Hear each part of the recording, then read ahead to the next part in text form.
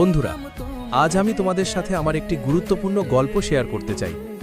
আমার পুরাতন ইউটিউব চ্যানেলটি কোনো কারণে বন্ধ হয়ে গেছে। সেই চ্যানেল দিয়ে আমি অনেক স্মৃতি, ভিডিও এবং গল্প শেয়ার করতাম এবং তোমাদের সঙ্গে অনেক মুহূর্ত ভাগ করেছি। এটা আমার জন্য সহজ ছিল না, কিন্তু জীবনেই এমন কিছু মুহূর্ত আসে যা আমরা নিয়ন্ত্রণ করতে পারি না। যেসব মুহূর্ত আমি সেই চ্যানেলে ধরে রেখেছিলাম সবই এখন অতীত। পুরাতন চ্যানেল বন্ধ হয়ে যাওয়া মানে শেষ নয়।